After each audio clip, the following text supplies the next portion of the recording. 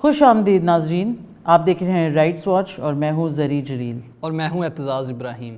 گزشتہ 2 ہفتے سے جو سیلابی صورتحال پورے ملک میں آئی ہے اس میں بہت زیادہ تباہی مچی ہے۔ خاص طور سے ہم دیکھ سکتے ہیں کہ خیبر پختونخوا کے ایریا میں ریجن کے اندر کم سے کم 350 لوگوں کی جانیں گئی ہیں۔ کچھ عرصے پہلے ایک رپورٹ کے تحت ہمیں یہ پتہ چلا کہ پچھلے 33 سالوں میں 18% درخت خیبر پختونخوا میں کاٹے گئے ہیں۔ تو سوال یہ پیدا ہوتا ہے کہ کیا ان درخت کی کٹائی کی وجہ سے، یعنی کہ ڈیفارسٹیشن کی وجہ سے، کیا اس وجہ سے کلائمیٹ چینج پر اثر پڑ رہا ہے، اور کیا اس کلائمیٹ چینج کی وجہ سے پھر یہ سیلاب آ رہے ہیں، یا ان کی وجہ کچھ اور ہے؟ اس کے اوپر کیا ہماری حکومت، ہماری ایڈمنسٹریشن کوئی شارٹ ٹرم پالیسیز لے کے آ سکتی ہے، یا اس کا کوئی روک تھام کا کوئی اور طریقہ ہونا چاہیے ان فلڈز کی پریونشن کا؟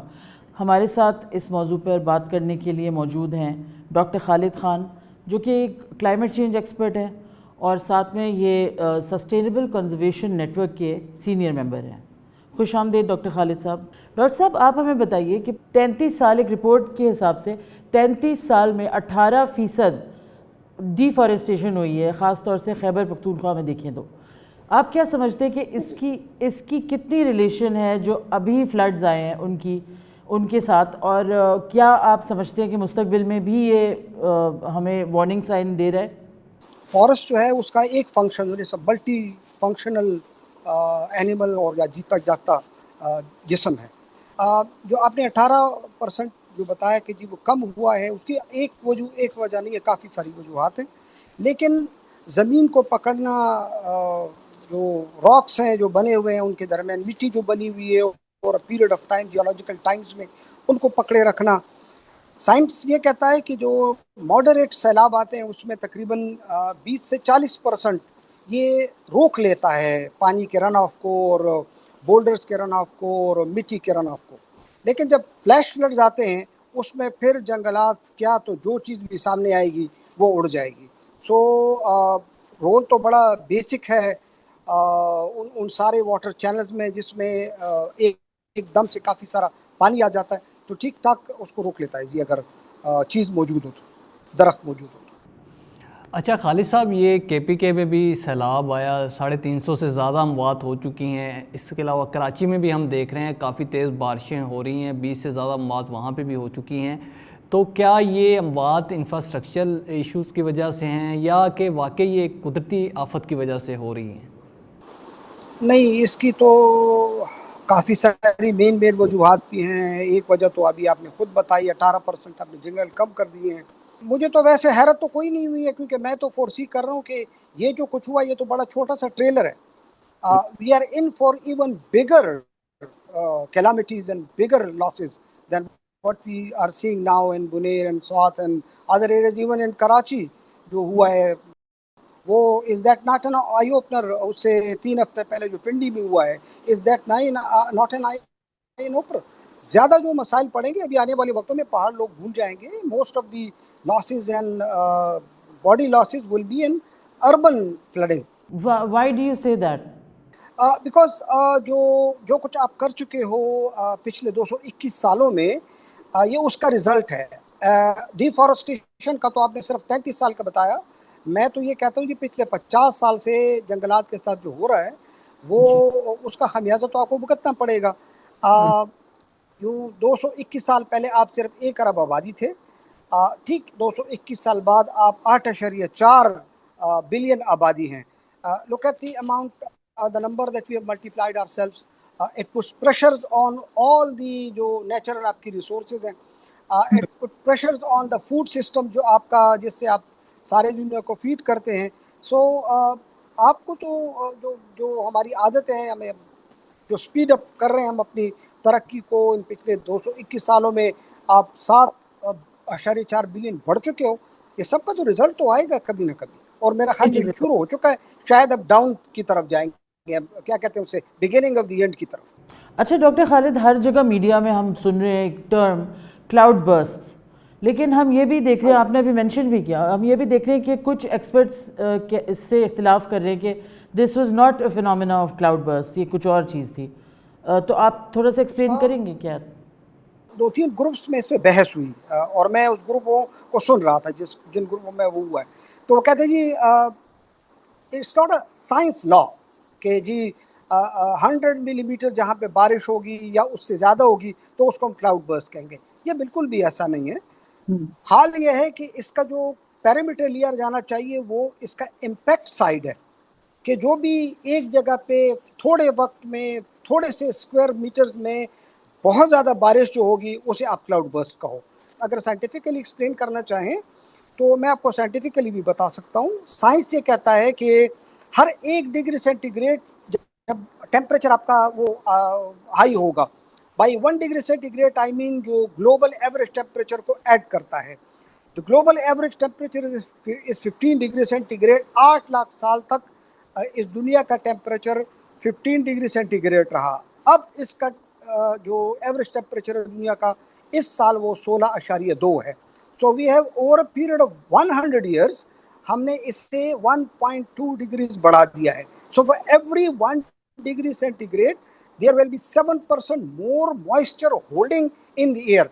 तो जब गर्म हवा ऊपर जाएगी स्पेशली इन माउंटेनस एरियाज, तो जब ये ऊपर जाएगी जैसे स्लोप से पहुंचेगी इसका टकराव ठंडी हवा से होगा। तो गर्म हवा ठंडी हवा आपस में टकराएगी, the moisture content will increase and then इसको होल्ड करने की एक लिमिट है। वो जैसे इसकी होल्डिंग की लिमिट खत्म होगी ये एकदम से नीचे आएगा और सब कुछ बहा के ले जाएगा। अच्छा खालिद साहब, ये जो क्लाउड बर्स्ट का फिनोमिना है ये कुछ नया है या इससे पहले भी इस तरह का होता रहा है? अगर होता रहा तो पहले हमने कोई इतनी तबाही नहीं देखी। तो ये जब से आप ये नोट कर लें कि 8 लाख साल पीछे जाएं और 1911 पे आ जाएं। 1911 तक स्पेशली 1950-60 तक आप हार्मनी में थे विद नेचर, ज़्यादा गड़बड़ नहीं की थी आपने। अभी सब कुछ काबू में था। जो ग्रीन हाउस गैसेस का जो कंटेंट है पार्ट्स पर billion in air at that time was less than 320। आज कल इसका जो ग्रीन हाउस गैसेस का पार्ट्स पर बिलियन था वो 422.45 था, which is just close to becoming irreversible. Eight 450 parts पर million it will become irreversible, और वो कोई 2.5-3 साल में हो जाएगा। तो ये नया फिनोमिनन नहीं है। आपको ये अंदाज़ा मैं कराऊं कि जो 100 मिलीमीटर प्लस है वो कोई 16 इंच जब बारिश होगी तो इसके इक्वल हो जाता है। हमारे पास 32 इंच की भी बारिश के रिकॉर्ड हिस्टोरिकली मौजूद हैं और जिन्होंने तबाही फेरी है।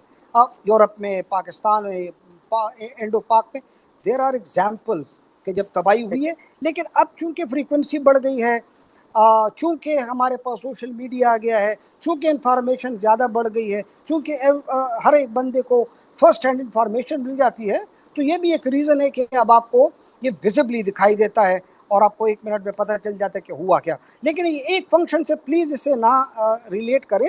इसका ताल्लुक आपके जो सीमेंट का बेतहाशा इस्तेमाल है। कभी पहाड़ों में आप घर बनाते थे तो मिट्टी गारे के और लकड़ी के घर बनते थे, अब आप सीमेंट को हर जगह लेके जा रहे हैं। हर माउंटेनस एरिया में आपने सीमेंट आप ले गए। आप क्योंकि ग्लोबल वार्मिंग पे भी काफ़ी ज़्यादा कैंपेनिंग करते हैं मतलब अपने काम में, तो मुझे ये बताइए कि मौसमियाती तब्दीली ख़ास तौर से ग्लेशियर जो आपके पिघल के नीचे आ रहे हैं ग्लोबल वार्मिंग की वजह से, इसका इफ़ेक्ट फ्लड्स के ऊपर क्या समझते हैं आप और फ्यूचर में क्या देखते हैं? हाँ जी, ऑफ लेट इन्वेंट्री हुई, एक बाहर का एक मिशन आया था और उसने हमारे लिए दोबारा से हमारे ग्लेशियर्स की इन्वेंट्री की एंड दे टोल्ड अस कि हम 7,000 नहीं, हमारे पास 13,000 ग्लेशियर्स हैं। इन 13,000 ग्लेशियर्स में से इन अबाउट कोई 35% वो पूल्स बन चुके हैं पानी के, आई मीन वो पिघल गए हैं।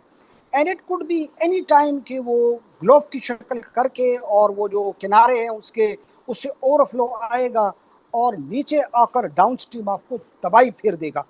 अभी ये लैंडस्केप पे या छोटी स्केल पे आया है और इसको आपने कोई क्लाउड बर्स्ट कह रहा है, कोई जो भी इसका नाम दे रहे हैं, और नुकसान रहा है। इसके बाद जो आएगा वो गली मोहल्ले और घरों के सतह पे आएगा। अच्छा खालिद साहब, ये जिस तरह हम देख रहे हैं कि मानसून में ये अब एक बन गया है, नॉर्मलाइज हो चुका है कि सैलाब आ रहे हैं, तो क्या ये अब हमारी लाइफस्टाइल का हिस्सा बन जाएगा हमेशा के लिए? जिस तरह सर्दियों में एक स्मोक का फिनोमेना बन चुका है हमारी ज़िंदगियों का हिस्सा, तो मानसून में ये सैलाब बन जाएंगे हमारी ज़िंदगियों का हिस्सा? बिल्कुल। So there are two basic terms with the climate change, एक को mitigation के एक को adaptation कहते हैं। मिटिगेशन ये है कि सिरे से सारे काजेज हटा दिए जाएं जिसकी वजह से वो हो रहा है, क्लाइमेट चेंज हो रहा है। लेकिन ये समझने की ज़रूरत है कि वो हमारे काबू में इसलिए नहीं है कि वो ग्लोबल फिनोमेनन है। वो सारे के सारे 195 ममालिक एक वक्त में फैसला करेंगे तभी वो ठीक होगा। आपको इसी वक्त मुझे मेरे जहन में याद है कि मैं आपको वो अपडेट करूं कि ये जो टेम्परेचर बढ़ रहा है या ग्रीन हाउस गैसेस हमारे हवा में बढ़ रही हैं, वो सिर्फ 8 ममालिक ऐसे हैं जो मिलकर 78.2% of the entire budget of green house gases हवा में छोड़ रहे हैं। पाकिस्तान सबसे ज़्यादा अफेक्टेड मुल्क है इसमें। तो आप अंदाज़ा करें कि सिर्फ एक 8 ममालिक 78.2% और बकाया 187 ममालिक, वो बकाया जो बजट आपका बनता है 21.8, वो सब मिलकर 21.8 कंट्रीब्यूट कर रहे हैं और सिर्फ 8 ममालिक 78.2 कर रहे हैं। तो ये तो वो ममालिक हैं जिनको बैठ के सोचना है कि उन्होंने इस 8.4 बिलियन लोगों पे रहम खाना है कि नहीं खाना। The second term that is used is adaptation, जिसका मतलब है कि आपके ऊपर जो क्लाइमेट चेंज के इफेक्ट आए हैं या जो इम्पैक्ट आ रहा है उसके अगेंस्ट अब आप अपनी हालत को बदलना शुरू करें। अब आप इसको मान लें कि क्लाइमेट चेंज आएगा, इसको मान लें कि सैलाब आएगा, अपनी मर्जी से आएगा, आपसे कतन पूछ कर नहीं आएगा, दरवाज़ा खटखटा के नहीं आएगा, ये आएगा अपना काम करके चला जाएगा। आपकी मर्जी है, अपने को एडजस्ट करना है, अपनी हालत बदलनी है, अपने कोर्स बदलने हैं, बिल्डिंग बदलनी है, इंफ्रास्ट्रक्चर बदलना है, जो लॉज बनाए गए हैं उसको रिव्यू करना है कि नहीं करना, ये आप पे डिपेंड करता है। ठीक। अच्छा, आप क्या समझते खालिद साहब, ये सबसे ज़्यादा इफ़ेक्ट अगर हम नॉर्दर्न एरियाज़ में खैबर पख्तूनख्वा के प्रोविंस को लें, उस इलाके में आप क्या समझते कौन कौन से इलाके, कौन कौन सी डिस्ट्रिक्ट्स ऐसी हैं जो सेंसिटिव करार दी जा सकती हैं? So there are two major divisions in KP, Malakand division and Hazara division. So the lower part of Abbottabad and down to Haripur तो बच जाएगा, मतलब किसी हद तक बच जाएगा, ये नहीं कहते बच जाएगा। लेकिन अबव दैट जो दोनों आपके नॉर्दर्न डिविजन्स हैं, वो टॉप फाटा जो है, अपर फाटा सारे का सारा, वो आपका जीबी, आपका जो एजे के है, they all are under very serious that. लोगों के बैक ऑफ माइंड में ये चीज़ अब पड़ गई है कि अब माउंटेनस एरिया में जाना जो है ना, अब ये खतरे से खाली नहीं है। तो look at the amount of fear that it has created. लेकिन फिर हमारे यहाँ एक और चक्कर भी है, अभी सर्दियाँ शुरू हो जाएंगी और आप कहेंगे बस आराम हो गया है, अब पहाड़ों पर कुछ नहीं होने वाला। बिल्कुल गलत। हमने अभी देखा कि आधे आधे किलो के बराबर गोले बरसे हैं, हेल स्टॉर्म हुई थी इस्लामाबाद में। तो क्या आप समझते हैं कि सर्दियाँ होंगी और आप बच जाएंगे? बिल्कुल भी ऐसा नहीं है। अब आपको हेल स्टॉर्म पड़ेगा इसके बाद सर्दियों में, अब आपको तेज तेज झक्कड़ आएंगे हवा के। अब जो जाड़े का मौसम आता था कि जी 15 दिन में जाड़ा चलता था या 10 दिन में आराम आराम से बारिश हो रही होती थी, वो अब एक साथ बरसेगी आप पे। आपको ये भी समझना है कि इस साल की जनवरी और इस साल की सर्दी were the hottest 2 cold months in the history recorded. अच्छा खालिद साहब, इक़दामात क्या होने चाहिए? एक तो फौरी इक़दामात बता दें, जब सैलाब आ रहा है तो फौरी इक़दामात क्या होने चाहिए, और एक मुस्तकबिल में क्या इक़दामात होने चाहिए कि इसको एक देरपा तौर पर इसको हल निकल सके? You will have to have now trained volunteers at the level of villages and streets and kasbas, ताकि जब आपके ऊपर ये जो अभी पड़ा है, अब इसको बचने के लिए इस्लामाबाद के मेट डिपार्टमेंट का इंतज़ार करने की ज़रूरत नहीं पड़ेगी आपको। So you need to have SMSs and WhatsApp groups made of some people, and then you have to have the मोहल्ला कमेटीज़। मैंने तो उसका तो जिक्र कर ही दिया कि अब आपको ट्रेंड वॉलंटियर्स की ज़रूरत पड़ेगी। एंड देन सायरन्स होने चाहिए, और जो मस्जिदों के स्पीकर्स हम यूज़ करते हैं अजानों के लिए, then use them as warning alerts, और उस वक्त एकदम बच जाएं और आवाज़ आ जाए कि जी अपने आप को बचा लें, तो वो जो लास्ट 1 आवर का जो आपको टाइम मिलता है उसमें बचने का इंतज़ाम हो सके। On the policy level there are Doppler radars, जो कि आपको 2-3 घंटे या मैक्स 3.5-4 घंटे का वक्त दे सकती हैं, जिसमें आप अपना आप संभाल सकते हो। These are the short terms win win situation, जिसको यूज़ करके आप बच सकते हैं फ्रॉम द बिगर कैलामिटीज़। लेकिन ऑन द अदर साइड जो जिसका आपने तस्करा किया, वो ये कि पॉलिसी लेवल पे अब आपको अपनी लॉस को, जैसे 200 metre on both banks of the river آپ کوئی سیٹلمنٹ نہیں کر سکتے, کوئی بلڈنگ نہیں بنا سکتے, کوئی گھر نہیں بنا سکتے. Those have to be enforced with impunity. درخت کاٹنے پہ آؤں تو میں پچھلے 6 دنوں سے ایک ہی راگ الاپ رہا ہوں, راگ ملہار کہہ رہا ہوں, اور اس میں کہنا یہ ہے کہ جی جو انگریزوں کے ہاں سنگین ترین جو جرم ہوتا ہے اسے وہ لوگ فیلنی کہتے ہیں, وہ اس سے بڑا جرم کوئی نہیں ہوتا. تو میں یہ سمجھتا ہوں کہ تعزیرات پاکستان کے نیچے درخت کاٹنے کو فیلن ڈکلیئر کر دیں, کوئی بھی درخت نہیں کٹے گا. آپ کو پتہ ہے باہر کے ملکوں میں انہوں نے اس کے لیے وہ کوڈ بارز لگائے ہوئے, and each and every tree has a code bar. تو اس کو کاٹتے وقت لوگ 10 دفعہ سوچتے ہیں. آپ کو کینٹونمنٹ ایکٹ کے نیچے جو لوگ کینٹونمنٹ میں رہتے ہیں میری بات سمجھ جائیں گے, ان کے گھروں کے درخت جو ان کے گھروں کے باہر کے درخت اس کی صرف شاخیں کاٹنے کے لیے بھی they have to have an application submitted to the cantonment board, اور ان سے اجازت لے کے وہ درخت کاٹتے ہیں. یہ ہم جنگل کے جنگل غائب کیے چلے جا رہے ہیں, there is no law. اچھا خالد صاحب, ایک چیز پر آپ کا کمنٹ چاہیے ہوگا. سوشل میڈیا اور مین سٹریم میڈیا پر یہ بحث جاری ہے کہ یہ جو KPK میں تباہی ہوئی, اس کے علاوہ کراچی میں جو اموات ہوئیں, اس کی بڑی وجہ انتظامیہ ہیں, انتظامی غلطیاں ہیں. اور یہ بحث کی جا رہی ہے کہ پاکستان کے جو شہر ہیں وہ ان کو صوبے بنانا چاہیے, یہ بہت بڑے شہر ہیں, اور یہ کہا جا رہا ہے کہ پاکستان کو 32 کے قریب صوبوں میں ڈیوائیڈ کیا جائے تاکہ اس طرح کے مسائل کا جو ہے اچھے سے حل نکل سکے. آپ کا کیا رائے ہے اس بارے میں؟ میں شدید ترین حامی ہوں کہ آپ اب اپنے انتظامی ڈھانچے کو بدل لیں. اب آپ کو جتنے چھوٹے صوبے مل سکتے ہیں لیجیے تاکہ اسے بڑے آرام سے آپ قابو کر سکیں. میں نے ایک نیریٹو بنایا ہوا ہے جسے کچھ دنوں بعد آپ ساری میڈیا کے ساتھ شیئر کروں گا. وہ یہ کہ پاکستان کی کلائمیٹ سیکیورٹی شدید ترین خطرات کا شکار ہے. آپ کو یہ سمجھنا ہے کہ جو درخت جہاں ہے وہ 26 کروڑ عوام کی امانت ہے. آپ کو یہ بھی سمجھنا ہے کہ اب میری اپیل ہے ان سارے لوگوں سے جن کا کاروبار جنگلات کو کاٹنا ہے کہ خدا را اگلے 25 سال تک پاکستان پہ اب رحم کھائیے اور اس کو معاف کر دیجئے, بقایا فارسٹ کٹنگ چھوڑ دیجئے. آپ کے پاس alternate building material, furniture material اور جو دروازے کھڑکیاں ہیں جو آپ کے جتنا بھی سوچ سکتے ہیں اس کے لیے آپ کے پاس ہزاروں کے حساب سے الٹرنیٹ مٹیریل آ گیا ہے. جنگلوں کو بخش کے انہی مٹیریلز کے ساتھ اب اپنی بلڈنگز اور اپنے گھروں کو بنائیے. آپ نے انتظامی فیلئر کی بات کی.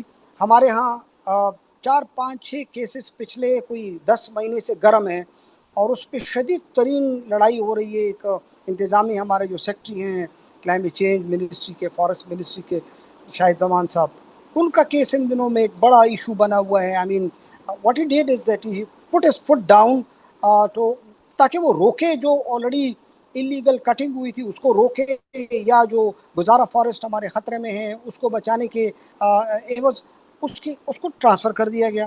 اب اس کی ٹرانسفر ایک معمہ بنا ہوا ہے, نہ وہ کینسل ہو رہا ہے نہ ایکچولائز ہو رہا ہے. تو آپ اب اچھے افسروں کو کام بھی نہیں کرنے دے رہے. آپ سمجھتے ہیں کہ جنگلات کو بھی روکا جائے. Not at all. آپ کو جتنا چھوٹا صوبہ مل سکتا ہے 32 کیا 64 صوبے بنا لے. افغانستان ہم سے کئی درجے چھوٹا ہے, اس کے 28 صوبے ہیں. بہت بہت شکریہ آپ کا ڈاکٹر خالد, آپ ہمارے پاس آئے, اس موضوع پر بات کی. پاکستان کے قانون ساز اداروں, قومی اسمبلی اور سینٹ نے حالیہ دنوں میں انسداد دہشت گردی کے قوانین میں کچھ نئی ترامیم جو ہیں منظور کی ہیں. اس ترامیم کے تحت جو ہے سیکیورٹی فورسز کو یہ اختیارات دیے گئے ہیں کہ انہیں جو شخص مشکوک لگتا ہے وہ اس کو بغیر کسی وارنٹ, بغیر کسی مقدمے کے 3 ماہ تک اپنی تحویل میں رکھ سکتے ہیں. اور اس ترمیم میں یہ بھی گنجائش موجود ہے کہ اس 3 ماہ کی حراست کو مزید 3 ماہ کی توسیع بھی دی جا سکتی ہے. اپوزیشن کی جماعتوں نے اس ترامیم کے خلاف جو ہے احتجاج کیا اور اس کو غیر آئینی قرار دیا, لیکن جو ہے حکومت کی طرف سے لائی گئی یہ ترمیم حکومتی ارکان کی اکثریت کی وجہ سے یہ قومی اسمبلی اور سینٹ سے منظور ہو چکی ہے اور صدر کے دستخط کے بعد یہ باقاعدہ قانون کا حصہ بھی بن جائے گی. انسانی حقوق کے کارکنان بھی اس پر تشویش کا اظہار کر رہے ہیں. ان کا کہنا ہے کہ اس ترمیم کی منظوری کے بعد جو ہے جبری گمشدگیوں کا جو سلسلہ ہے وہ بڑھے گا, اور جو اپوزیشن کی جماعتیں کہہ رہی ہیں کہ وہ اس کے ذریعے سے جو سیاسی کارکنوں کو جو ہے ٹارگٹ کا نشانہ بھی بنایا جائے گا. یہ ترمیم 3 سال تک نافذ العمل رہے گی. اس ترمیم پر بات کرنے کے لیے ہمارے ساتھ سابق chairman executive committee Pakistan bar council Hassan Raza Pasha صاحب موجود ہیں. بہت شکریہ پاشا صاحب، آپ نے رائٹس واچ کو وقت دیا. بتائیے گا ان جو ترمیم جو لائی گئی ہیں ان میں کیا کچھ شامل ہے اور کیا اختیارات دیے گئے ہیں سیکیورٹی کے جو ادارے ہیں ان کو؟ اس میں کوئی شک نہیں ہے کہ پاکستان کے جو موجودہ حالات ہیں، خاص طور پہ ٹیررزم کے حوالے سے اور بیرونی مداخلت کے حوالے سے، تو اس میں قانون سازی ضروری تھی، ہونی چاہیے، اور ٹیررزم سے اپنے ملک کو اور شہریوں کو بچانا وہ بہت ضروری ہے.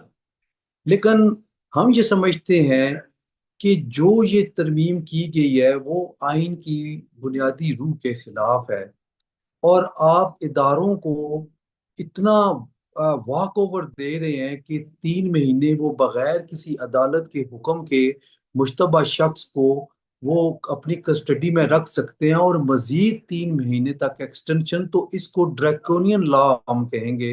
مہذب دور میں، اس دور میں ہم یہ نہیں سمجھتے کہ ایسے قوانین لاگو ہونے چاہیے. آپ اگر کسی ملزم کو پکڑتے ہیں، بے شک آپ اس کا ریمانڈ لیں، کسٹڈی میں لیں، عدالت میں پیش کر کے لیں تو وہ زیادہ بہتر ہے. آپ عدالت میں بھی پیش نہیں کرتے، اس کے لواحقین کو بھی نہیں بتاتے، ان کا کوئی عطا پتہ نہیں ہے، اور آپ اپنی کسٹڈی میں رکھ کے آپ کیا میسج دینا چاہتے ہیں؟ کہ کیا ہماری ایجنسیز یا ہمارے جو ادارے ہیں وہ اتنے اسٹرانگ ہیں اور اتنے اچھا تاثر رکھتے ہیں پبلک میں کہ وہ کوئی غلط کام نہیں کر سکتے؟ ہاں، اگر آپ کے ادارے یا ایسے انسٹیٹیوشنز جنہوں نے یہ کام کرنا ہے ان کی ریپیوٹ اتنی اچھی ہو، ابو بورڈ ہو، تو پھر تو ہم کہیں گے. آپ دیکھیں آئے روز ابھی بھی متعدد ہائی کورٹس میں ہراسمنٹ کی پٹیشنز آتی ہیں، ہائی کورٹس میں حبس بے جا کی پٹیشنز آتی ہیں، کئی دن سے انہوں نے رکھا ہوا ہوتا ہے. تو آپ کیا ہائی کورٹ کے جو کانسٹیٹیوشنل جورسڈکشن ہے اس کو بھی آپ آؤٹ کر رہے ہیں اس نئی قانون سازی کے تحت؟ تو میں یہ سمجھتا ہوں بطور اسٹوڈنٹ آف لا کہ یہ کوئی اپریشیبل امینڈمنٹ نہیں ہے، یہ کوئی انتہائی نامناسب امینڈمنٹ ہے.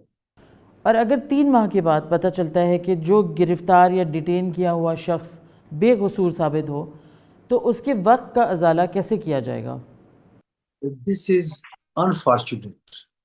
بہت بڑی بدقسمتی ہوگی کہ آپ اگر مشتبہ شخص کو پکڑتے ہیں، 90 دن اپنی کسٹڈی میں رکھتے ہیں، اور بلکہ 3 مہینے اور ایکسٹینڈ کر لیتے ہیں، 6 مہینے رکھتے ہیں، اور بعد میں پتہ چلتا ہے کہ وہ بے گناہ ہے، اس کے ساتھ اس نے کوئی ایسا جرم سرزد نہیں کیا، تو پھر وہ 6 مہینے یا وہ 3 مہینے اس کی قیمتی زندگی کے وہ کہاں سے واپس آئیں گے؟ اس کے لواحقین کے کہاں سے واپس آئیں گے؟ وہ کیا دنیا کو منہ دکھائے گا کہ اس کو کیوں پکڑا گیا تھا؟ وہ کہاں کہاں اپنی صفائیاں دے گا؟ تو یہ چیزیں میں سمجھتا ہوں کہ اس میں کوئی شک نہیں ہے کہ پارلیمان کو قانون سازی کا بھی اختیار ہے، پارلیمان کو امینڈمنٹ کرنے کا بھی اختیار ہے، لیکن قانون سازی ایسی ہونی چاہیے جو آئین کے دائرہ اختیار کے مطابق ہو. جو آئین کی بنیادی روح کے خلاف جو بھی قانون سازی ہوتی ہے وہ سٹرائک ڈاؤن کر دیتی ہیں، اور اعلیٰ عدلیہ کی کئی مثالیں موجود ہیں کہ اعلیٰ عدلیہ نے، سپریم کورٹ آف پاکستان نے سٹرائک ڈاؤن کی ہیں ایسی قانون سازی، ان کو رد کی ہے. جی یہ بتائیے گا یہ جو ترمیم کی گئی ہے کیا اس کا استعمال سیاسی کارکنوں کو نشانہ بنانے کے لیے بھی کیا جا سکتا ہے؟ آپ کو، مجھے، کسی کو بھی جس دن جس وقت چاہیں اٹھا سکتے ہیں. کوئی عدالت جو ہے وہ ان کو اس نئی قانون سازی کے تحت کوئی عدالت ان کو پوچھ نہیں سکتی، اور آرام سے کہہ دے گی جی کہ نہیں ہمارے پاس یہ دیکھیں پارلیمان نے یہ قانون بنایا ہے، 90 دن کے لیے ہم اس کو رکھ سکتے ہیں. یا وہ کہہ دیں جی ہمارے پاس نہیں ہے، آپ کے پاس کیا ثبوت ہے؟ عدالت جو ہے وہ اپنا بیلف نہیں بھیج سکتی وہاں پہ. آرٹیکل 199 کو ریڈنڈنٹ کر دیا آپ نے. آپ اپنی تفتیشی ایجنسی کو مضبوط کریں، آپ ان کو لیٹسٹ ڈیوائسز لے کر دیں، آپ وہ قانون سازی کریں کہ وہ ڈیوائسز جو ہیں ان کو ایویڈنشی ویلیو ان کی بنائیں، تاکہ جب ایویڈنس میں وہ پیش ہوں کورٹس ان کو کنسیڈر کریں.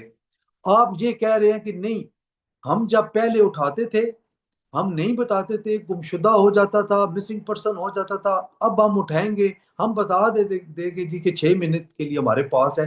یہ کوئی لاجک کوئی مناسب نہیں ہے، نہ ہی اس کو میں سمجھتا ہوں کہ اس کو بیس بنا کے آپ اس طرح کی قانون سازی کریں.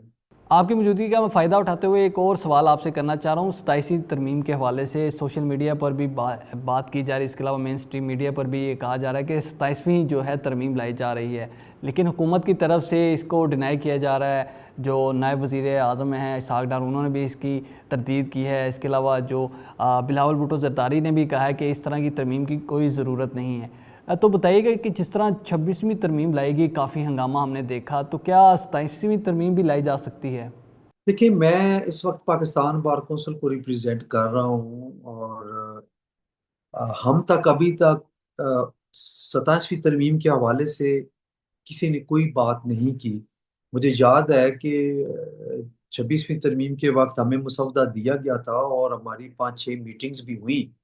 ہم نے پورے پاکستان سے الیکٹڈ ریپریزنٹیٹیو بلا کے ان کی ان پٹ لی، اور ہم نے ایک کنسنسس کے ساتھ ایک ڈرافٹ بنا کے بھیجا تھا. اور اس پہ لا منسٹر صاحب سے بھی ہماری میٹنگز ہوئی.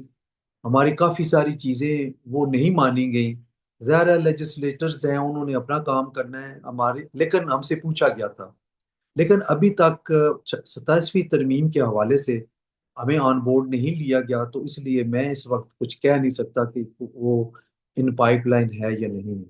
اگر یہ ترمیم آتی ہے اور منظور کی جاتی ہے تو اس کے کیا اثرات ہوں گے؟ دیکھیے، یہ اسپیکولیشن ہے. جب لائی جائے گی تو پتہ چلے گا. جب لائی نہیں جا رہی، ہمارے پاس کوئی پروپوز امینڈمنٹ ہی نہیں ہے، تو ہم اس وقت یہ نہیں کہہ سکتے کہ عدلیہ پہ اس کا کیا ہوگا یا عدلیہ پہ کیا نہیں ہوگا. بہت بہت شکریہ، آپ نے ہمیں وقت دیا. یہ تھا اس ہفتے کا رائٹس واچ. مزید اپڈیٹس کے لیے آپ ہمارے سوشل میڈیا اکاؤنٹس کو فالو کر سکتے ہیں. دیکھتے رہیے voicepk.net. آپ کی خبر، آپ کی آواز، voicepk.net.